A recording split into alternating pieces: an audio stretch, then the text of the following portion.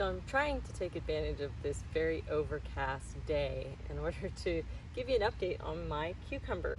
What I want to talk about today is how to get them to grow really big and strong. And so you see mine are very big. They've got lots of cucumbers all over them. And I've already pulled off so many.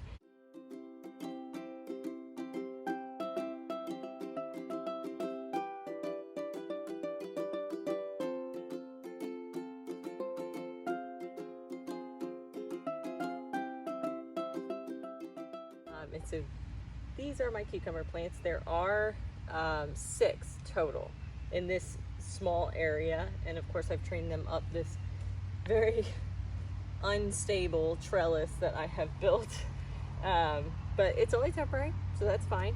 I started these cucumbers in March, direct seeded them into the garden. I've given them a little bit of Neptune's Harvest fish fertilizer right when they first started their seedling stage, and then again when they started flowering. Now there's lots of different cucumbers that you can grow. You can grow pickling, you can grow English, you can grow slicing. This particular type right here is a English style seedless. Of the English styles, they're typically, I don't remember the name, it's like Parthogenesis, I can't remember it, but basically what this means is that these flowers are all female flowers. So this is a sweet success, and it only produces female flowers, and they self-pollinate themselves. There are other types of cucumbers. There's another type that's kind of a mix between Parth and Gyne, I think is what it's called, Gyne something or another. But those particular cucumbers, I believe, require some pollination. They do have male and female flowers, but I don't think you have to do the hand pollination and the bees that you normally would. And then you have your typical cucumbers, which do require pollination from your bees or from hand pollinating. I particularly like the ones that don't require pollination because I do get a larger yield. Now the downside of them is I cannot save these seeds. They will not produce a cucumber plant. The other problem is I've never been able to find a pickling cucumber in this particular type or style. So there's a couple downsides of it, but the way that we eat cucumbers, I don't pickle them except relish, and these are really simple to use in a relish. Even though they're super huge, you just don't use the center where the seeds are, or it's kind of got like a partial seed.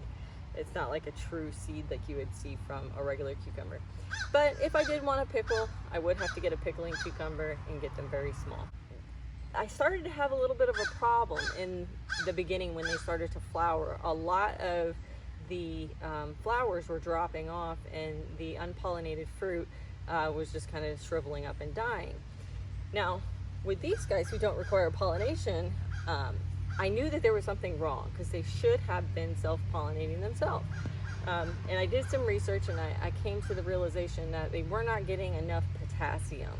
And so that's when I started hitting them with the fish fertilizer. And basically, the way that I did it, I don't know if this is the proper way, but the way that I did it was whenever I was starting to run out of cucumbers from the ones I'd already picked, I would hit it with another hit of potassium, and it would get them all to start growing again. And then after all of them started growing again, I'd start to have the same issue where the flowers would start to drop, and then I wouldn't hit them again until we started getting down to 1 or 2 inside the house.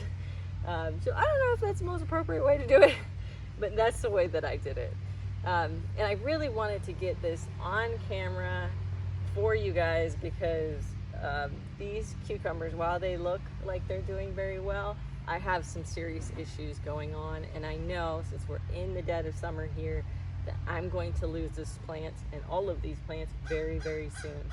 One of the first things that you can see is on this leaf here, or any of the leaves really, you're starting to see these little white splotchy points, and that is powdery mildew, which if you've watched my channel before, especially my squash video, I have a significant problem. But I'm very happy that they have gone this long without an issue so far, and I've been getting tremendous fruit from them. Another issue I'm having, and let me see if I can find it, is I've got a lot of leaf drop happening here. I don't think this is the powdery mildew. It could be another type of fungal issue. I'm not 100% sure, but this is really screaming to me that this plant is on its way out. So I'm going to be hitting it with potassium. I'm going to really be pushing it to get all these cucumbers that are started to finish as quick as possible. And then I'm going to take this guy out before he gets super infested, because all that's going to do is keep feeding into the rest of my garden this powdery mildew issue. Inside of here, I actually have some cucamelons too that have never flowered for me yet, and I'm wondering if it's because they're not getting enough sun. Now, thankfully,